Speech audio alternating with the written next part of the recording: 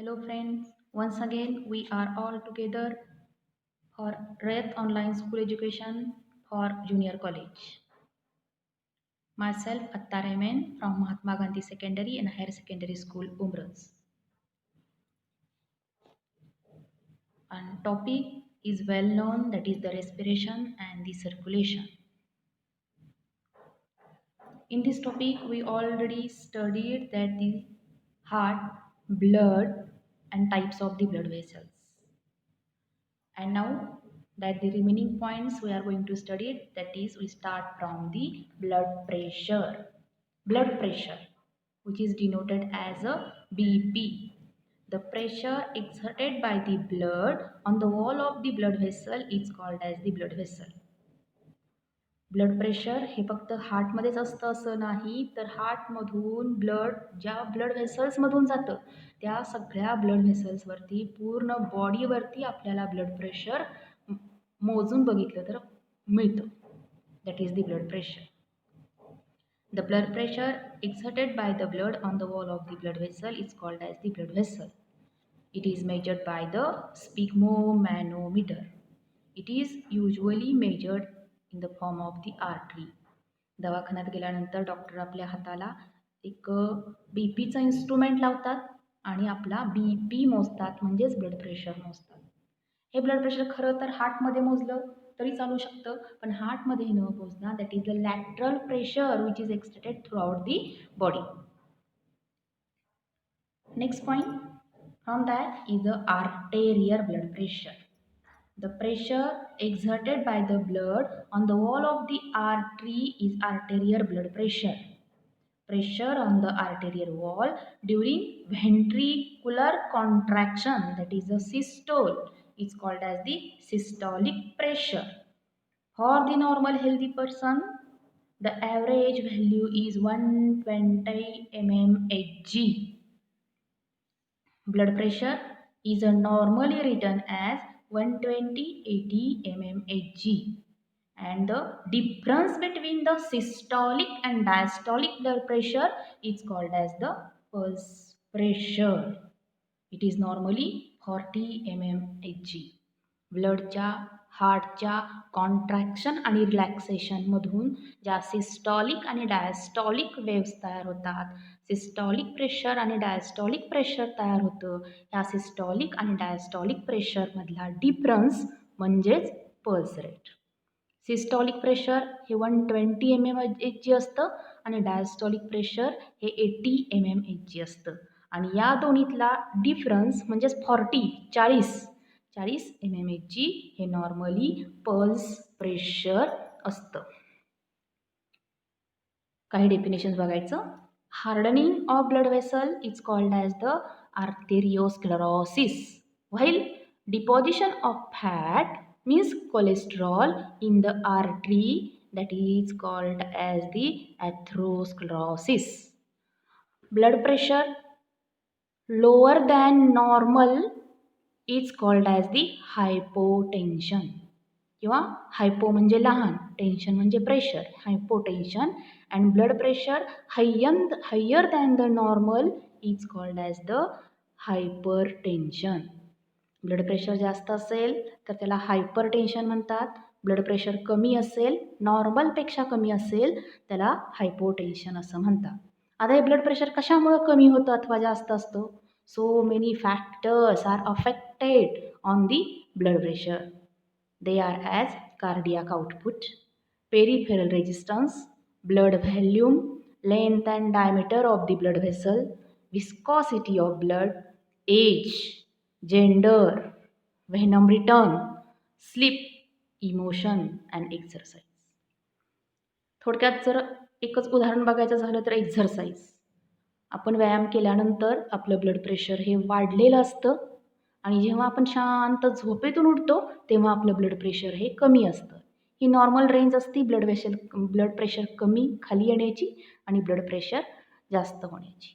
पण जर नॉर्मलपेक्षा blood pressure नेहमीच जास्त राहत असेल तर त्यालाच म्हटलं जातं हायपरटेन्शन, आणि कमी होत असेल तर that is called as the hypotension. काही ब्लड प्रेशर कशातून मोजतात? नेक्स्ट पॉईंट आहे आपला measurement of the blood pressure. स्क्रीनवरती डायग्राम दिसतीये. स्पिग्मो मॅनोमीटर आपल्या ओळखीचं इन्स्ट्रुमेंट आहे. आपण जेव्हा डॉक्टरांच्याकडे जातो तेव्हा डॉक्टर आपला ब्लड प्रेशर मोजण्यासाठी हे बीपीचं इन्स्ट्रुमेंट वापरतात. त्याचं नाव आहे scientifically sphygmomanometer. Blood pressure is measured with the help of the instrument called as the sphygmomanometer. This instrument consists of inflatable rubber bag cuff covered by the cotton cloth. त्याचा एक CU एक कफ असतो की जो आपल्या हाताला गुंडाळतात doctor. It is connected with the help of the tube to the mercury manometer on the one side. ही ट्यूब त्या मॅनोमीटरला जोडलेली असते and rubber bulb on the other side. आणि त्या इन्स्ट्रुमेंटमधून एक रबर बल्ब असतो की जो प्रेशर क्रिएट करण्यासाठी हाताने डॉक्टर हातात धरतात आणि त्यातून प्रेशर क्रिएट करतात. During the measurement the person is asked to lie in the sleeping position. The instrument is placed at the level of the heart. आपल्या शेजारी ते इन्स्ट्रुमेंट ठेवतात. And the cuff is tightly wrapped around the upper arm. आपल्या हातावरती कोपरच्या वरत्या बाजूला त्याचा पूर्ण कफ आपल्याला गुंडाळला जातो, रॅप केला जातो. The cuff is inflated till the branchial artery is blocked due to the external pressure. बघा, इन्स्ट्रुमेंट आपल्या शेजारी डॉक्टरने आपल्याला झोपायला सांगितलेलं आहे. आपल्या शेजारी ते इन्स्ट्रुमेंट ठेवलेलं आहे आणि आपल्या हाताला वरच्या बाजूला, कोपराच्या वरच्या बाजूला जिथं ब्रँकियल आर्टरी आहे तिथं तो कफ गुंडाळलेला आहे आणि तो जो रबर आहे त्या रबरचा स्क्रू टाईट करून डॉक्टर काय करतात तर त्यातून प्रेशर क्रिएट करतात. एक वेळ अशी येते की आपल्या हाताला टाईट होत जातं. आपल्या हातमध्ये असणारी जी कॅव्हिटी आणि कफच्यामध्ये असणारी कॅव्हिटी आहे ती हळूहळू संपते आणि आपल्या हाताला टाईट लागायला लागतं, घट्ट घट्ट होत जातं ते. That is nothing but the cuff is inflated till the brachial artery is blocked due to the external pressure. Then the pressure in the cuff is slowly lowered till the first pulsatile sound is heard. बघा काय केलं, ब्रँकियल artery थोडक्यात block केली आणि हळूहळू doctor काय करतात तो ते प्रेशर रिलीज करतात. कधीपर्यंत?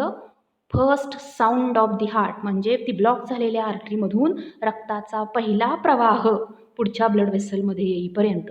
आणि ते जे काय प्रेशर आहे ते काय रिडिंग आहे ते नोट करून ठेवलेलं असतं. At this moment pressure indicate in the manometer is a systolic pressure. कारण ब्लड इतका वेळ थांबवून ठेवलेला आहे आणि अचानक ब्लड प्रवाह सोडला तर त्यातला येणारा जो काय ब्लड प्रवाह आहे हा कसा असणार आहे, फोर्सफुल असणार आहे. हा साऊंड मोठा असणार आहे, हा विथ प्रेशर असणार आहे due to the maximum contraction. हा त्याला आपण सिस्टॉलिक प्रेशर असं नाव देऊयात. Sound heard during the measurement of blood pressure are called as the Kirchhoff sound. The pressure in the cuff is further lowered till any pulsatile sound cannot be heard due to the smooth blood flow. पहिला force blood जे येणार आहे ते forceful येणार आहे. हळूहळू हळूहळू हळू त्या ब्लडचा फ्लो कमी येणार आहे, नॉर्मल ब्लड येणार आहे आणि एक वेळ अशी येते की त्यातून साऊंड ऐकायला यायचा पुन्हा बंद होतो. At this moment pressure indicate in the manometer is diastolic pressure.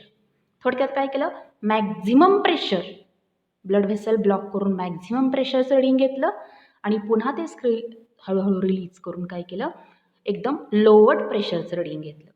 And the optimum blood pressure level leads to 120/80 mmHg. लक्षात आलं? Means that is nothing but the difference between the systolic blood pressure and diastolic blood pressure. Means blood pressure is measured by the sphygmomanometer. Next point, hypertension. Hyper म्हणजे जास्त. Hypertension persistently raise the blood pressure higher than the normal is called the hypertension. It may damage the heart, brain and kidney. Under the condition of hypertension, heart uses more energy for pumping which causes the angina pectoris. there are more chances of bone hemorrhage due to the hypertension. Hyper म्हणजे जास्त जास्त प्रवाहानं जास्त फोर्सनं जर का blood व्हेसलमधून blood flow होत असेल that is called as the hypertension which can be create danger to the human being. Next point आहे coronary artery diseases. It is also known as the atherosclerosis. In this म्हणजे डिपॉझिशन होतं. In this calcium, fat, cholesterol, fibrous tissue that can be get deposited in blood vessel which supply the blood to the heart muscles making the lumen narrow. हार्टला blood supply करणाऱ्या ज्या coronary artery आहेत त्या कमकुवत होणं आणि त्याच्यामधून हळूहळू हार्टला सप्लाय होणारं ब्लड कमी प्रमाणात हार्टला सप्लाय होणं that is the coronary artery diseases. Next point, angina pectoris. It is the severe pain in the chest resulting from the reduction of the blood supply to the cardiac muscle. Cardiac muscle la heart is continuously rhythmically works. Contraction and relaxation सतत heart काम करते. म्हणून या हार्टला blood ही oxygen ही तितक्याच प्रमाणात supply व्हायला पाहिजे.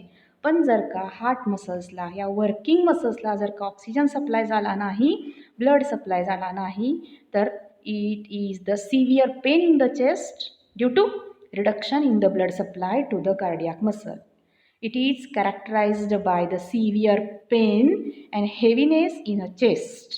The pain may spread in the neck region, lower jaw, left arm and left shoulder too. Angiography. सिलेबसमधून काही पॉईंट कमी केलेले आहेत पण बायोलॉजीच्या दृष्टिकोनातून ते पॉईंट अत्यंत महत्त्वाचे आहेत. ते शिकणं गरजेचं आहे. Angiography.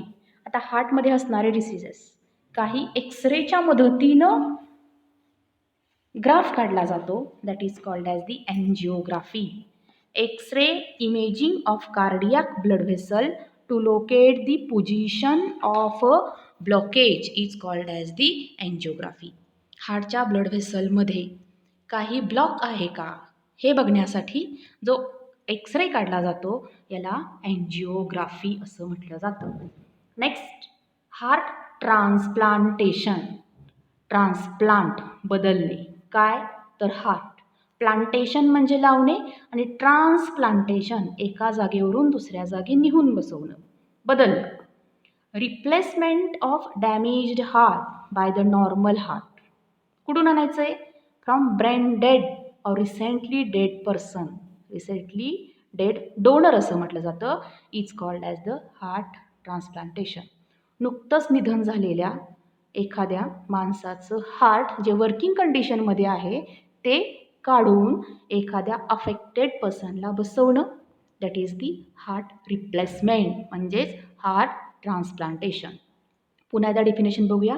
Replacement of damaged heart by the normal heart. कुठून? From brain dead or the recently dead donor that is called as the heart transplantation. Next disease आहे silent heart attack. Silent heart attack also known as the silent myocardial infarction is the type of the heart attack. हे heart अटॅकचाच एक type आहे पण तो कळत नाही. Chest pain, hypertension, shortness of breath, श्वासाला होणारा त्रास, sweating, dizziness. Symptoms of silent heart attack are so mild that a person often confuses it for the regular discomfort and thereby the ignore it.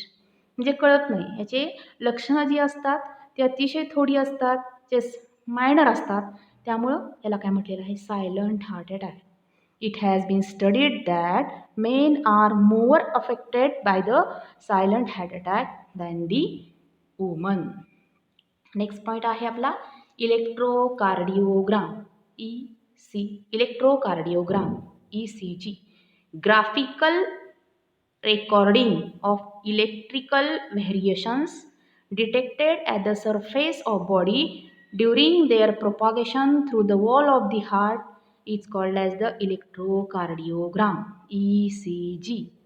This recording may be in the form of printout or on-screen display.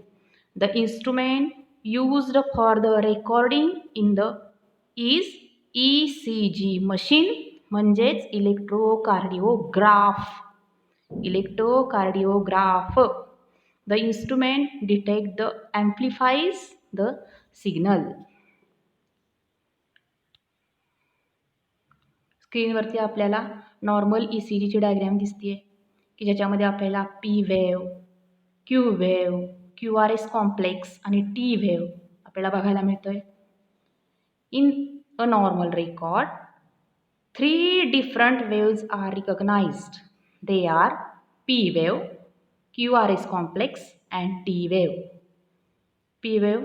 P wave is a small upward deflection from baseline of graph. It represents the arterial depolarization. Second, जो असा पीक पॉईंटला त्रिकोणी खालीपासून सुरू झालेला वरपर्यंत गेला आणि पटकन खाली आलेला जो ग्राफ दिसतोय, ग्राफमधला जो त्रिकोण दिसतोय, that is nothing but the QRS, that is called as the QRS complex. The QRS complex start as a slight downward deflection from baseline, continues a sharp and large uplight wave and end as a downward wave. QRS complex represent ventricular depolarization. हे powerful contraction आहे आणि powerful contraction असल्यामुळं एवढी मोठी QRS कॉम्प्लेक्सची wave तयार होते. T wave. T wave is a small wide upwardly elevated. It represent the ventricular repolarization. बघा, P wave, QRS complex आणि टी वेव्ह.